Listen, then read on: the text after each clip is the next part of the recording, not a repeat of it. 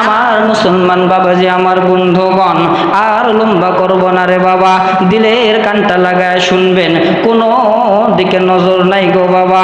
দেখেন দেখি 2 ফোঁটা চোখের পানি ফালাইতে পারেন কিনা। আমার আল্লাহ তাআলা কোরআনুল কারীমের ভেতরে বলেন, ফালিয়াদহাকু কলিলাম ওয়ালিয়াবকু কাসীরা, তোমরা কম কম হাসো, বেশি বেশি করে কান্না করো। এ বাজান, আমার আল্লাহর কাছে চোখের পানির কত দাম।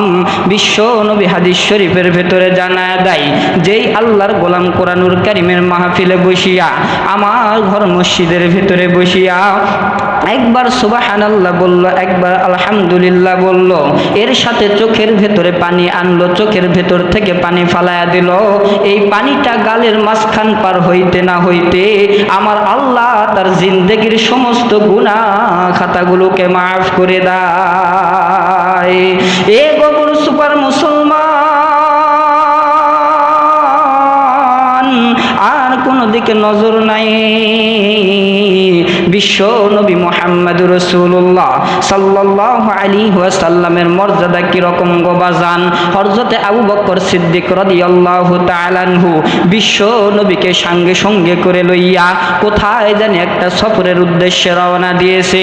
মরুভূমি ময়দান, রাস্তার মধ্যে বিশাল বিশাল পাথরগুলো দাঁড়ায় আছে। এই পাথরগুলোর আগালগুলো এমন নাই চোক্কা হয়ে আছে, এমন ধারালো হয়ে আছে, যদি কোনো মানুষ এই পাথরগুলোর উপরে পাড়া দেয় তাহলে তার পা কেটে রক্ত বাহির হয়ে যাবে। সিদ্দিক আকবর আবু বকর সিদ্দিক রাদিয়াল্লাহু তাআলা আনহু বলে, বিশ্ব নবী যখন এই পাথরগুলোর উপরে পাড়া দিয়া ওই রাস্তা দিয়ে হেঁটে হেঁটে হেঁটে হেঁটে যাইতেছিল, আমি সিদ্দিক আকবর তাকায় দেখি ওই বিশাল বিশাল চোক্কা চোক্কা পাথরের আগালগুলো আমার বিশ্বনবী যখন পাড়া দেয়, আমার বিশ্বনবীর বরকতে ওই পাথরগুলো জমিনের সাথে মিশে যাইতেছিল। চিৎকার মেরে বলো না সুবহানাল্লাহ। আমার বাবাজিরা রে, হযরত আবু বকর সিদ্দিক রাদিয়াল্লাহু তাআলা আনহু ডাক দিয়ে বলে, আমি আরো ভালোভাবে খেয়াল করে দেখলাম, বিশ্ব নবী যখন এই পাথরগুলোর উপরে পাড়া দিতেছিল, বিশ্ব নবী যখন পাথরগুলোর উপরে পাড়া দেয়, এই পাথরগুলো মকমলের তুলার চাইতেও বেশি নরম হয়ে যাইতেছে। হযরত আবু বকর সিদ্দিক রাদিয়াল্লাহু তাআলা আনহু বিশ্ব নবীকে ডাক দিয়ে বলেন, নবী গো, ও নবী, আপনারে আমি একটা কথা বলতে চাই গো নবী। আপনি এরকম আমার সামনে হেঁটে হেঁটে হেঁটে হেঁটে কষ্ট করে যাবেন, আমি আবু বকর এটা সহ্য করতে পারবো না। নবী গো, আমাকে একটা সুযোগ দেন আপনার খেদমত করার জন্য। এইবার বিশ্ব নবী আবু বকরকে ডাক দে বলে, আবু বকর, কি তুমি আমার খেদমত করবা গো আবু বকর? আবু বকর ডাক দে বলে, নবী গো, ও নবী, আপনি আমার কাঁধের উপরে উঠে বসুন, আপনাকে আমার কাঁধের উপরে উঠাইয়া এই বিশাল মরুভূমির ময়দানটা পার করে দেব। এইবার বিশ্ব নবী ডাক দে বলে, আবু বকর, তুমি কি আমাকে কাঁধের উপরে উঠাইতে পারবা? ভাইজান, লম্বা করব না গো বাবা, সংক্ষেপে আপনাদেরকে বলে দেব, এদিক সেদিক কোনো দিকে তাকাটুকা করবেন না গো বাবা। আমার মনে হয় জিন্দেগিতেও কখনো এই কাহিনী শোনেন নাই। হাদিস শরীফের কাহিনী বলতেছি গো বাবা। বুখারী শরীফের হাদিস শরীফের ভেতরে আবু বকর ডাক দে বলে, নবী গো, আপনি এইবার আমার কাঁধের উপরে উঠিয়া বসুন গো নবী, আপনাকে কাঁধের উপরে উঠাইয়া এই বিশাল মরুভূমির রাস্তাটা আমি পার করে দেব। আমার বাবাজিরা, আমার বন্ধুগণ, এইবার হযরতে আবু বকরের কাঁধের উপরে বিশ্ব নবী যখন উঠে বসলেন, আবু বকর এরকম ছোট্ট বাচ্চাকে যেরকম ভাবে আমরা কোলে নেই, বিশ্ব নবীকে সেইভাবে কোলে নিলেন। আর তিনি বুখারী শরীফের হাদিস শরীফের ভেতরে বলেন, আমি যখন মুহাম্মদুর রাসূলুল্লাহ সাল্লাল্লাহু আলাইহি ওয়াসাল্লামকে কাঁধের উপরে উঠাইলাম, তখন আমার মনে হইতেছে একটা বড় দেহওয়ালা মানুষকে আমি উঠাই নাই, আমি 2 বছর 2.5 বছরের একটা শিশু বাচ্চাকে কোলে উঠাইছি। সুবহানাল্লাহ। আমার মুসলমান বাবাজি, আমার বন্ধুগণ,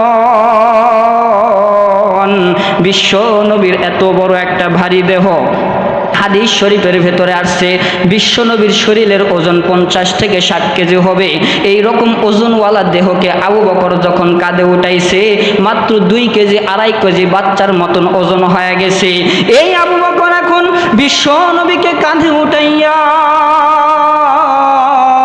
মনে মনে চিন্তা করতেছে, বিশ্বনবী এই পাথরগুলোর উপরে যখন পাড়া দেয়, এই পাথরগুলো তো জমিনের সাথে ডেবে যাইতেছিল, আমি বিশ্বনবীকে তো এখন কোলে উঠাইছি, আমি এইবার পাথরগুলোর উপরে পাড়া দিয়ে দেখব এই পাথরগুলো জমিনের সাথে মিশে যায় কিনা। হযরতে আবু বকর যখন পাথরের উপরে পাড়া দিছে, আমার নবীর বরকতে ওই পাথরগুলো জমিনের সাথে মিশে গিয়েছে। বলে বলেন না সুবহানাল্লাহ। আমার বাবাজিরা রে, আর কোনো দিকে নজর নাই গো বাবা। বিশাল একটা ঘটনা বোঝানোর জন্য সংক্ষেপে আপনাদেরকে বলতেছি। এইবার হযরতে আবু বকর বিশ্বনবীকে কাঁধে উঠাইয়া যখন রাস্তা দিয়ে নিয়ে যাইতেছি, হাঁটতে হাঁটতে আবু বকরের তৃষ্ণা লেগে গেল। হযরতে আবু বকর নবীকে ডাকতে বলে, নবী গো,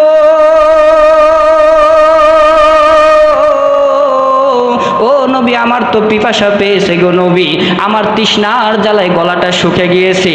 ও নবী, আপনি এবার পানির একটু ব্যবস্থা করেন।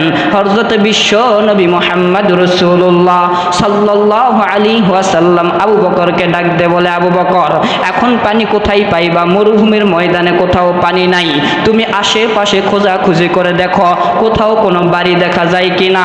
এইবার হযরতে আবু বকর তাকায় দেখতেছে বিশাল একটা বাড়ি দেখা যাইতেছে দূরে মরুভূমির ময়দানের ভেতরে। এই মরুভূমি ময়দানের ভিতরে যাইয়া আবু বকর সেই বাড়ির দরজায় যখন ঠক ঠক করে আওয়াজ দিলেন, ঘর থেকে কোনো আওয়াজ আসতেছে না। আমার বাপ ভাই, আমার বন্ধুগণ, দ্বিতীয়বার যখন আবু বকর ঘরের দরওয়াজায় টোক্কা দিলেন, ঘরের ভিতর থেকে কোনো আওয়াজ আসে না। তৃতীয়বার যখন বিশ্ব নবী মুহাম্মদ রাসূলুল্লাহ সাল্লাল্লাহু আলাইহি ওয়াসাল্লাম ওই ঘরের ভিতরে যখন টোক্কা দিলেন, ঘরের ভিতর থেকে একজন মহিলা ডাক দে বলে, নবী গো, আপনি কেন আমাকে ডাকতেছেন বুঝতেছি না। নবী এবার ওই মহিলাকে ডাক দে বলে, নবী গো, আপনি জানেননি গো নবী, আমাদের বাড়িতে 3 দিন পর্যন্ত খাবার নাই, আপনারা খাবার নেওয়ার জন্য আমাদের বাড়িতে আসছেন, কিন্তু আমরা তো নিজেই খানা পাই না, আপনাকে খাবার কোথার থেকে দেব? এইবার সিদ্দিক আকবর ওই মহিলার বাড়ির সামনে তাকায় দেখতেছে, ওই মহিলার দরওয়াজার সামনে একটা বকরি বাঁধা আছে। জোরে জোরে আওয়াজ দে বলেন, কি বাঁধা আছে? একটা বকরি বাঁধা আছে গো বাজান। এমন বকরি বাঁধা আছে যেই বকরির শরীরে কোনো শক্তি নাই, যেই বকরি কোনোদিন দুধ দিতে পারে না, যেই বকরি কখনো উঠে দাঁড়াইতে পারে না, শরীরের ভেতরে কোনো শক্তি নাই। এই বকরির দিকে বিশ্বনবী তাকাইয়া ওই মহিলাকে ডাক দে বলে, মা গো, তুমি যদি অনুমতি দাও গো মা, তোমার এই বকরি থেকে আমরা দুধ দহন করে খেতে চাই। এইবার মহিলা ডাক দে বলল, আপনার মাথা কি খারাপ আছে নাকি? যেই বকরি নিজেই তো দাঁড়াইতে পারে না, সে আবার দুধ দিবে কেমনে? আপনি এই বকরি থেকে দুধ বাহির করবেন কেমনে? বিশ্ব নবী এইবার বকরির দিকে তাকাইয়া বকরির মাথার ভেতরে একটা থাপ্পড় দিয়া জোরে জোরে একটা চিৎকার মেরে বলল, বকরি উঠে দাঁড়াও। সঙ্গে সঙ্গে বকরিটা উঠে দাঁড়ায় গেল। এইবার মহিলা বলে, আমি বকরির ওলানের দিকে তাকায় দেখি, যেই ওলানে কোনোদিন দুধ আসে না, সেই ওলানে নবীর বরকতে ভরপুর দুধ চলে এসেছে। আমার বাবাজিরা, আমার বন্ধুগণ, এইবার হযরতে আবু বকরকে বিশ্বনবী ডাক দে বললেন, আবু বকর, যাও একটা বালতি নিয়ে আসো, বালতি আনিয়া এই বকরির দুধ দোয়া শুরু করে দাও। আমার বাপ ভাই, আমার বন্ধুগণ, এইবার হযরতে আবু বকর যখন এই বকরির দুধ দহন করা শুরু করে দিয়েছে, বিশাল একটা বালতি ভরে গেছে, সাথে সাথে আর একটা বালতি ভরে আরো দুধ আছে। সুবহানাল্লাহ। এ গোমর সুপার মুসলমান, আপনি আমি কেমন নবী পাইছি রে বাজান?